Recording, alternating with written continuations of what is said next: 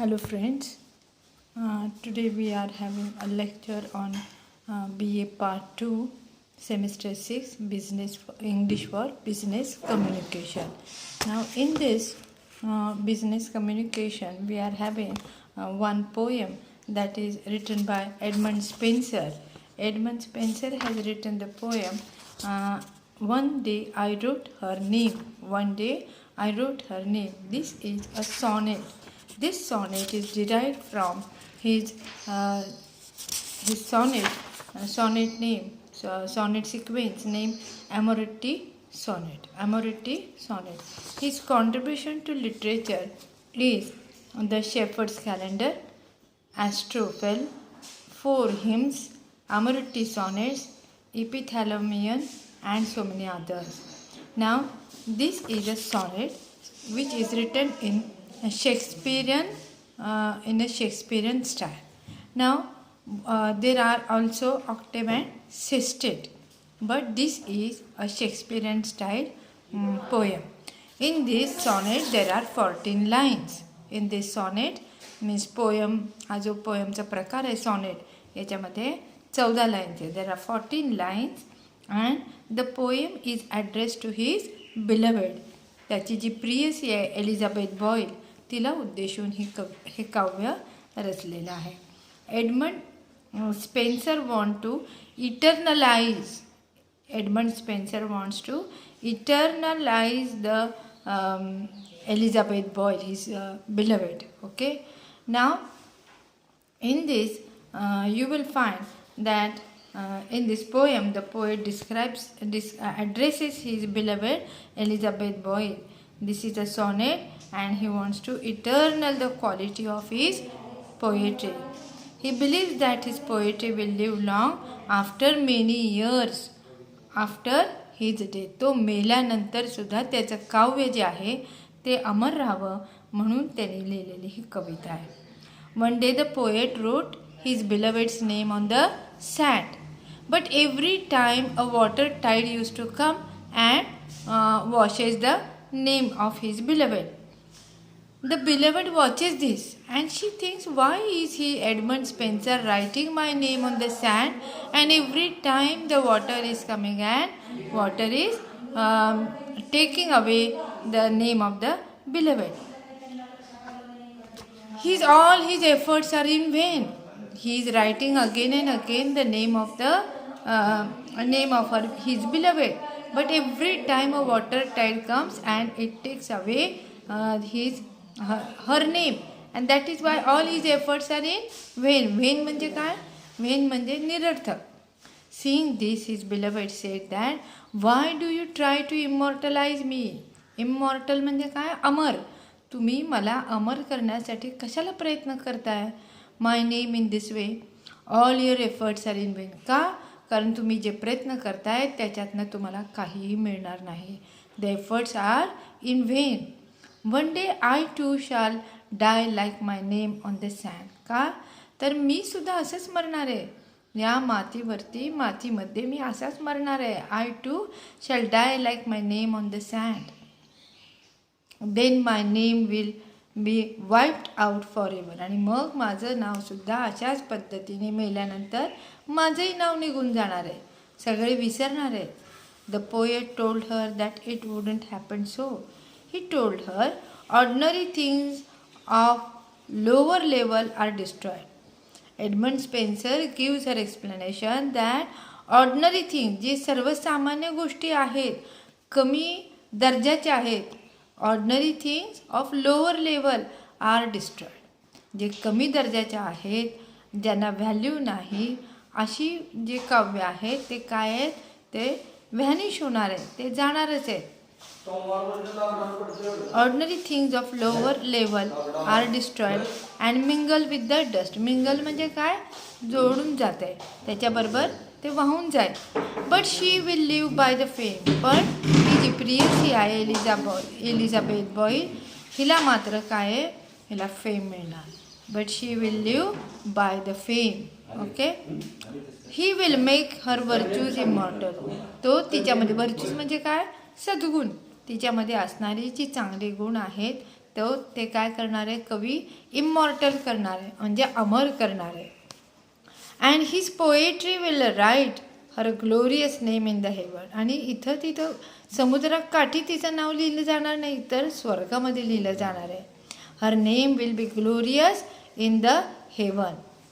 When and where death will bring everything under his control, their love shall remain. जिथं मृत्यू सगळ्या गोष्टी आवळून धरतोय त्या ठिकाणी मात्र या एलिझाबेथ बॉयलचं आणि एडमंड स्पेन्सरचं जे प्रेम आहे ते अमर राहील. Their love shall remain immortal and it will bring renew their later life. त्यांचं उर्वरित आयुष्य काय आहे, अगदी चांगल्या पद्धतीने होईल. So this is the gist of the poem. This is the gist of the poem. As the tradition of the age, his poem dealt with philosophic love. His poem dealt with philosophic love. Of course, he valued the virtues of his beloved more than anything else. Of course, he valued the virtues of his beloved more than anything else. The poet writes the name of his beloved on the sand, but the tide comes and washes it away. Again and again he does the same thing. Then his beloved wonders and asks him that why are you doing this act again and again? Why are you trying to immortalize a mortal thing? Means I am a mortal. I am a mortal and why are you trying to immortalize me? मी मृत आहे आणि मला अमर करण्याचा प्रयत्न करू नकोस. Then the poet tells her that she will live by her fame. त्या एलिझाबेथ बॉयल त्याची जी प्रियसी असते ती म्हणते, वाळूमध्ये नाव लिहून माझं नाव काय अमर करू शकत नाहीस, त्याच्यापेक्षा तू माझ्यावरती काही 4 ओळी लिही. तू माझी ग्लोरियस व्हर्च्यूज म्हणजे भव्य दिव्य अशा माझ्या जे काही सद्गुण आहेत माझ्यातले ते तू काय कर, लिहून कविता लिहून त्यातून अमर कर. He will immortalize her in his poems. कवी म्हणतो मी तिला अमर करणार आहे माझ्या काव्यातून. Then her name and fame will last for ever. आणि मग सगळं जे काय नावलौकिक आहे ते अमर करण्याचा प्रयत्न मी करणार आहे. कवीला तिच्या फिजिकल ब्युटीमध्ये इंटरेस्ट नाही आहे, ती कशी दिसते, तिचा वर्ण कसा आहे किंवा काय, हे कवीला महत्त्वाचं नाही आहे. कवीला महत्त्वाचं काय आहे तर त्याला आपल्या प्रियसीला इटर्नल करायचं आहे, अमर करायचं आहे. Okay. Now the poet present the theme of the sonnet in a form of a dialogue. प्रत्येक कवितेला एक काहीतरी थीम असते ना, एक आशय असतो. या कवितेमध्ये कवी काय करतो, डायलॉगच्या माध्यमातून the poet is trying to bring out the dialogue between the two and he wants to show how he loves his beloved.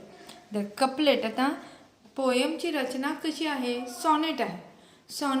Sonnet can be of 8 + 6 lines म्हणजे octave plus sestet, or there can be a Shakespearean sonnet in which there are 14 lines only. But how are these 14 lines written?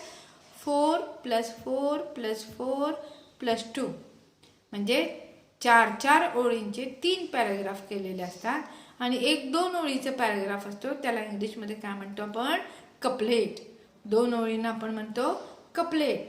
So this is the way Edmund Spenser has written this sonnet. He has written as 4 + 4 + 4 + 2. That is the way he has written this. The couplet draws the conclusion. Now there is one single emotion expressed in a sonnet.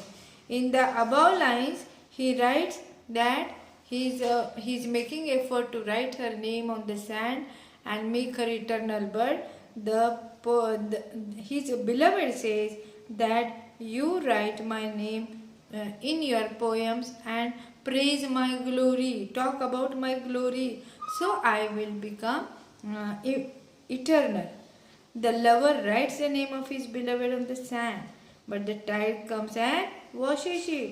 The same activity repeats, and same results, and the beloved tells him to immortalize her immortalize her by writing the virtues and immortalize her in the poem. He does so, and we have a fine sonnet dealing with her. Now this love, it is not a simple love, it is philosophic love. Okay, it is a philosophic love. Now from this you will have to, I have cleared you the poem. Now you should understand the theme of this poem, that is the treatment of love. What is the theme? It is the treatment of love. How Edmund Spenser has dealt with the theme of treatment of love, how he wants to make his love eternal. Okay, now this is the poem. Shall we discuss on the comprehension given under the poem? Yes. For example, the first is the speaker in the poem speaks to. There is a dialogue. We have mentioned that this poem is in the form of a dialogue between the poet and his beloved, that is Elizabeth Boyle. Now this conversation, this dialogue, the speaker in the poem speaks to. Whom does he speak to? Edmund Spenser is speaking to his beloved. Okay. Now second one, the poem One Day I Wrote Her Name is taken from. This present poem is taken from. What is it taken from? In the beginning I have explained you that Edmund Spenser has taken the poem from his collection, series of his sonnets, sonnet sequences. What is that collection? Amoretti. Amoretti या sonnet सिक्वेन्समधून घेतलेलं जे काव्य आहे ते म्हणजे one day I wrote her name. Then the poet immortalizes. Poet कुणाला immortal करतोय, कुणाचे व्हर्च्यूज अमर करण्याचा प्रयत्न करत आहे, तर the poet immortalizes the virtues. काय करतोय? पर्याय काय दिलेत आपल्याला? व्हाईस, व्हर्च्यूज, लव आणि ॲटिट्यूड. यातून इमॉर्टलाइज काय करण्याचा प्रयत्न करतोय? तर व्हर्च्यूज. व्हर्च्यूज म्हणजे सद्गुण. त्या एलिझा बॉईलमध्ये असणारे जे सद्गुण आहेत त्याची प्रशंसा तो करत आहे, त्याच्यावरती तो काव्य लिहित आहे. One day I wrote her name is. आता one day I wrote her name हे आपल्या काव्याचं शीर्षक आहे. याच्यातून हे कोणत्या प्रकारचं काव्य आहे?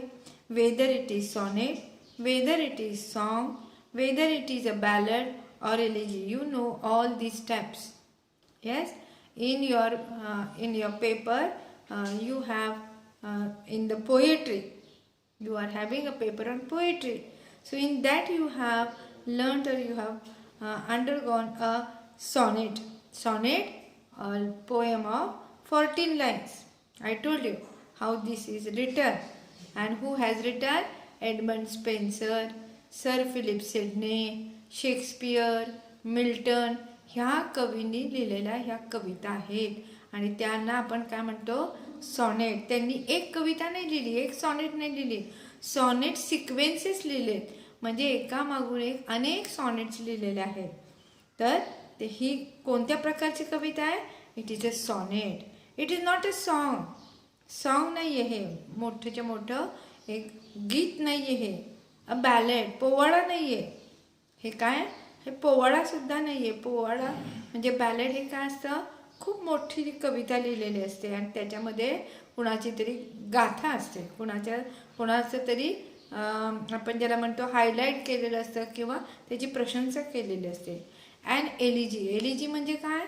एलिजी म्हणजे एक कोणीतरी आपल्या जवळचा, खूप जवळचा कोणीतरी जो आता ह्या दुनियेत नाही आहे त्याच्याबद्दल आपण कविता लिहितो, त्याला आपण म्हणतो elegy. A person very nearer or dearer to you. इंग्लिशमध्ये म्हणायचं म्हटलं तर a person who is very nearer or dearer to you has lost, has is no more. तो माणूस आता हयात नाही आहे, तो आपल्या जवळचा आहे आणि त्याच्याबद्दल आपल्याला वाईट वाटतं. That is elegy. Elegy the country churchyard. उदाहरणार्थ द कंट्री चर्चयार्ड ही एक कविता आहे, ही एलिजी आहे. ही कोणी लिहिलेली आहे? The country churchyard. तर अतिशय नामांकित असा कवी जो आहे त्याने लिहिलेली ही कविता आहे. Okay, analogy written by country churchyard. ही जी आहे ती सुद्धा खूप उत्कृष्ट आहे. जर तुम्हाला परीक्षेमध्ये प्रश्न आला तर कसं येणार? Theme of the Spenser's treatment of love. Theme काय? थीम आहे म्हणजे पूर्ण कवितेची थीम. जसं मी तुम्हाला आता एक्सप्लेनेशन दिलं त्याच पद्धतीने तुम्हाला एक्सप्लेनेशन द्यायचं आहे. एडमंड स्पेन्सरनी आपल्या प्रेयसीच्या संदर्भामध्ये लिहिलेली हे काव्य आहे आणि त्या काव्यातून त्यांनी काय केलेलं आहे तर आपलं प्रेम अमर करण्याचा प्रयत्न करत आहे. He is writing the name of his beloved again and again on the sand, but every time a tide comes and washes the name. And then the beloved says that why are you writing this? Instead of that you eternize your beloved. How? By writing about her virtue and making her eternal. Okay, so this is all about your poem. If you have any doubt about this, you can ask me. A sonnet, as I told you that it is 14. Okay, it is 14 lines, and then I told you that in this sonnet what happens? Only one single emotion is expressed. फक्त एकच कुठला तरी एक emotion याच्यामध्ये तुम्हाला पाहायला मिळतो. It is a Shakespearean sonnet. म्हणून याला काय म्हणतात? 3 क्वार्टर्स. 4 ओळीच्या जी लिहिलेल्या आहेत कडवे त्याला आपण काय म्हणतो? क्वार्टरन्स. इंग्लिशमध्ये काय म्हणतात? क्वार्टरन्स. क्वार्टर म्हणजे 4 quarters. 3 quarters and 1 couplet. Okay. The lover writes the name of the beloved on the sand.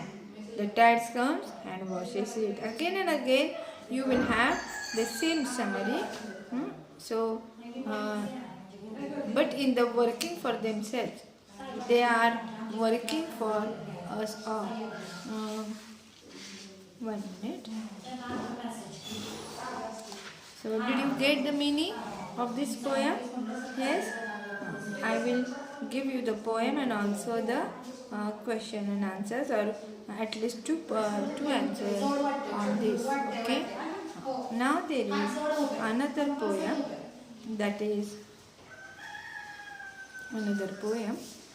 We will start. I am the people, the mob.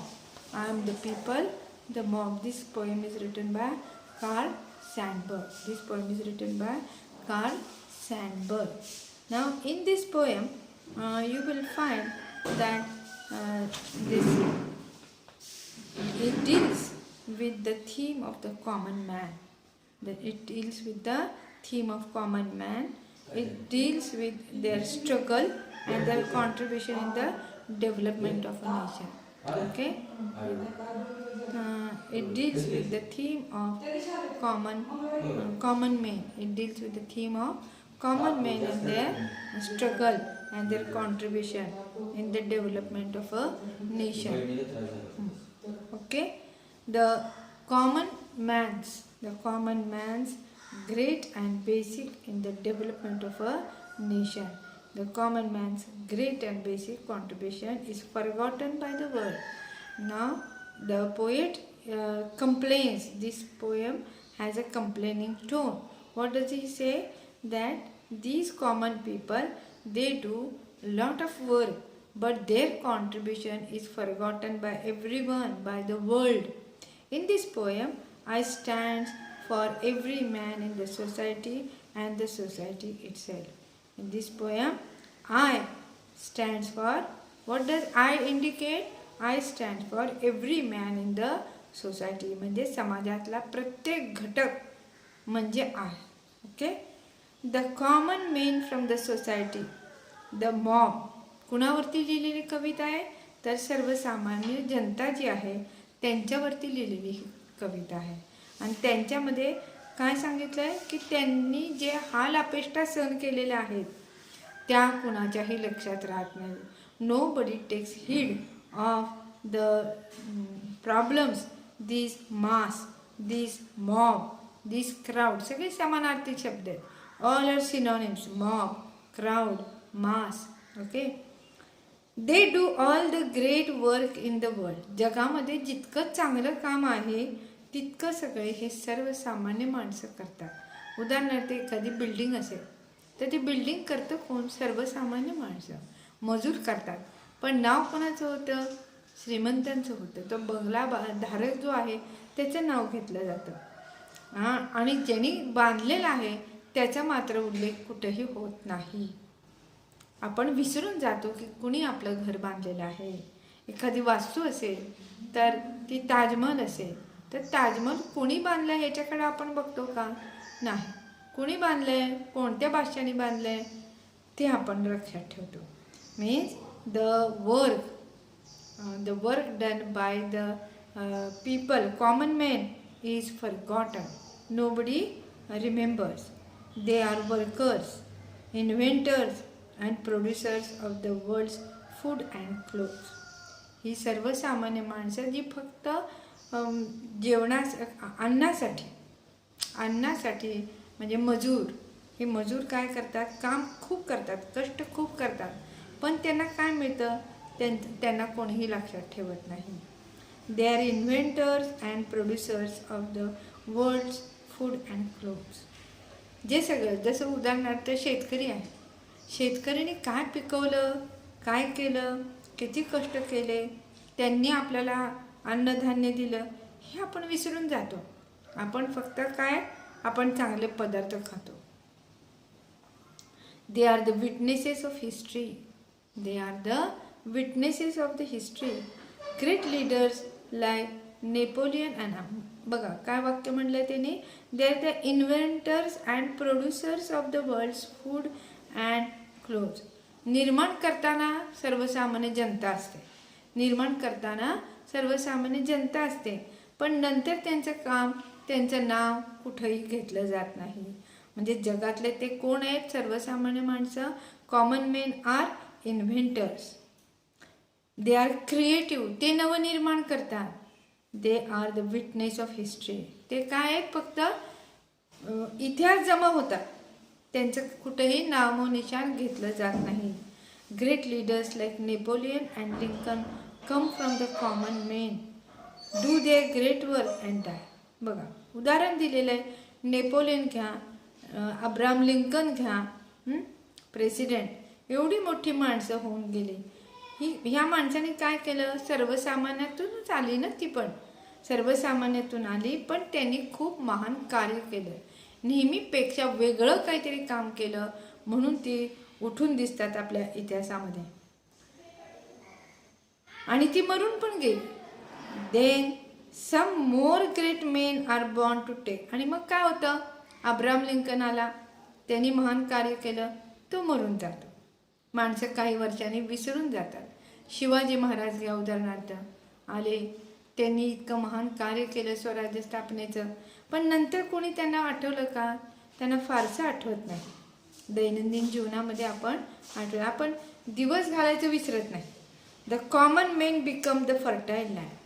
Common men कशाची उपमा दिली आहे? It is compared to the fertile land. Fertile म्हणजे सुपीक जमीन.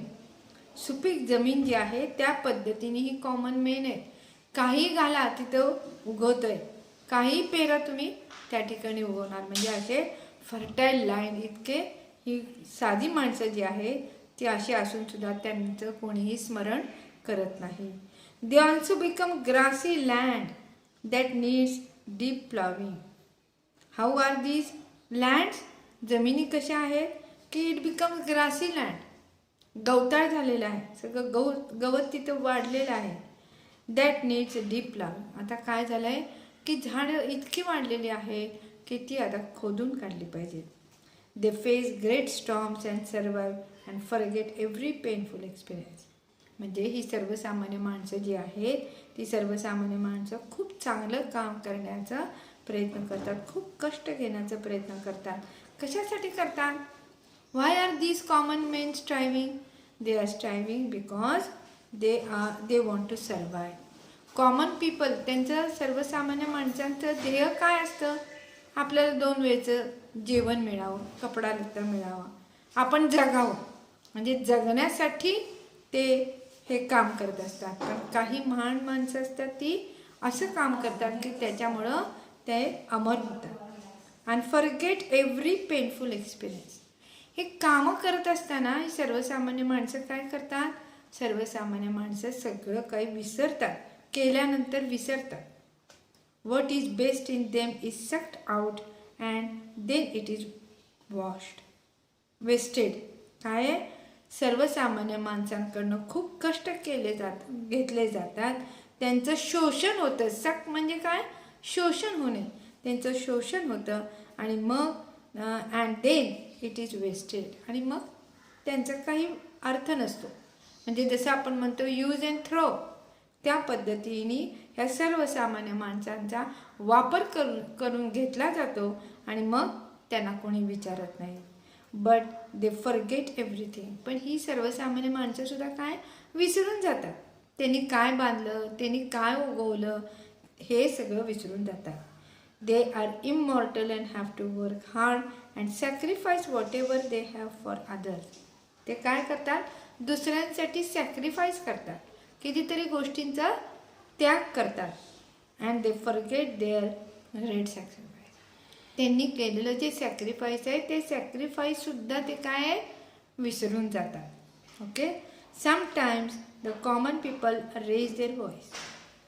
कधी कधी अनिवार्य होतं, कधी कधी सहन होत नाही, आणि मग त्यावेळेस काय आहे, what happens that we raise our voice. आपल्याला सहन नाही झालं तर आपण कधीतरी आवाज वाढवतोच ना. Become aggressive. आपण ॲग्रेसिव्ह म्हणजे अगदी आक्रमक बनतो. And shed some drops of blood. आणि आपण काय करतो, इतकं कष्ट करतो, इतकं बोलतो, आपण आपलं रक्ताचे थेंब सांडतात, इतकं आपण काम करतो. For the history to record, for the history to record and then they forget everything and become the master. किती तुम्ही रक्त सांडा, तुमचं नाव इतिहासामध्ये घेतलं जात नाही. म्हणजे common people will learn to remember their great work and sacrifice. सर्वसामान्य माणसं जी त्याग करतात, जे भोगतात, त्याच्यातून सॅक्रिफाईस जे करतात, ते जर ते विसरत असतात, ते विसरतातच. Learn from their past experience and remember. त्यांनी काय केलं पाहिजे? सर्वसामान्य माणसांनी हे सहन केले मी, आता पुढं मी हे करणार नाही, माझ्यात बदल करणार आहे. Past robbers and trickers. पूर्वीची माणसं जी आहेत, ज्यांनी काम करून घेतलेलं आहे, ते कसे आहेत? रॉबरर्स आहेत, म्हणजे ते दरोडेखोर आहेत. ट्रिकस्टर्स म्हणजे ते अशी माणसं आहेत की फक्त तुमचा वापर, शोषण तुमचं करून घेणार आहेत. Then nobody will dare. तुम्ही थोडासा जरी तुम्ही असं दाखवलं की तुम्हाला राग आलाय, तुम्हाला हे चालणार नाही, हे करणार नाही, तुम्ही जर आवाज वाढवला तर काय होईल? And sacrifice and their contribution. तुम्ही जे काही सॅक्रिफाईस केलं आहे, तुम्ही जोपर्यंत म्हणून दाखवत नाही तोपर्यंत समोरच्याला कळत नाही. आणि जर तुम्हाला समजलं तर तुम्ही काय आहे, तुम्ही कॉन्ट्रीब्यूट करणार आहे, सहकार्य करणार आहे. कशासाठी? Development of a nation. तुमच्या कामातून राष्ट्र घडत आहे. The common people face odds and troubles in their life to build a strong nation. सर्वसामान्य माणसं इतकी धडपड करतात, इतकं कष्ट करतात, आणि ते काय आहे, एक स्ट्रॉंग नेशन बांधण्याचा प्रयत्न करतात. Sometime they shed their blood for it. कधी कधी रक्तपात होत असतो. But nobody takes a notice of their great work. पण कुणीसुद्धा त्यांचं जे स्ट्रगल आहे, त्यांचं सॅक्रिफाईस आहे, त्याचे जे एफर्ट्स आहेत, त्यांच्याकडं कुणीही बघत नाही. म्हणजेच काय, समाजामध्ये काय आहे? Sufferings. There is suffering, there is exploitation. तर एक्सप्लॉयटेशन कुणाचं सांगितलं आपल्याला? Exploitation of the common people. Okay. Today we will stop here. Thank you.